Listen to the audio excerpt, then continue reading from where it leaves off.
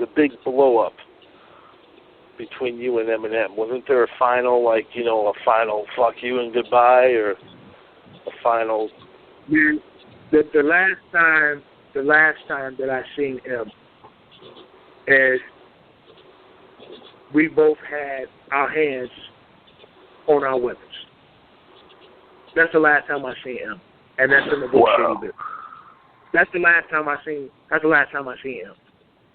So you guys were ready to kill each other. Like, dude, I don't want to put any words in your mouth, but I mean, you said you guys had your hands on your weapons. That sounds like we had our hands on our guns, man. We had our hands on our guns. Okay, Corral, man.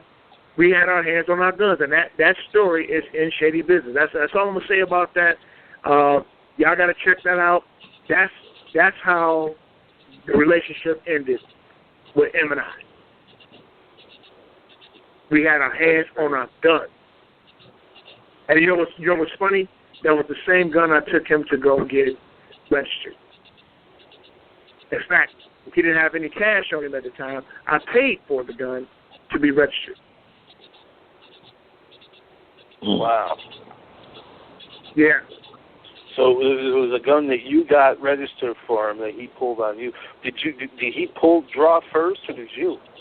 No. And how did it get to that point to where you guys were so heated that, you know what, I'm going to pull my pistol? It was about the money. It was about money. You know, because I got to leave something for the people to go read the book. It was about money. And what ended up happening was, I don't want to tell too much. I want people to go and buy the book. It ended up being about money, man. It started off as a misunderstanding, and then it ended up being about money after resignation, and that's when things got ugly. But even until this day, by the time I say within a year after I dropped the book, man, I had already forgave that guy, man, because a lot of the things that he has been going through in his career is not all his fault. Some of that, you know, is business. You see what I'm saying? Some of that is business. And sometimes in this music industry business, man, you got to do some things to offend people in order to protect your status, even though you don't want to. But when you do that, you lose a lot of friends. You lose the real people around you.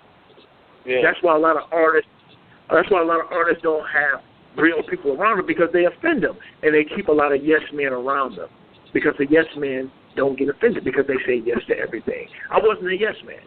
I told them exactly what was what, and I kept it 100. I kept it real. I can't imagine that, though. I mean, not to go back to that. We're going to go right back to that, though. So I just want to say, the last time I heard him pull a gun on somebody was he pulled a paintball gun on ICP. I don't know when that was, maybe 2000 or 99 or something like that. I think that was like 2000. He had two situations back to back. But here's the thing, man. And people, and this is public information. You can look it up. It's in all the articles. When M was carrying his gun back then, he didn't have his CPL yet, his concealed permit to carry.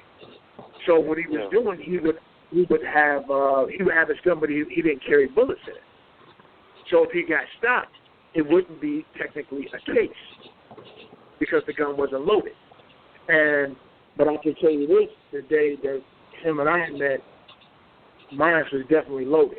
I didn't have any intentions on trying to do anything to him, but I knew how this guy could be, and I'm trying to get my money, and it was a problem. We need to resolve it, and I was really trying to do it in a peaceful manner, but he was the first one to draw.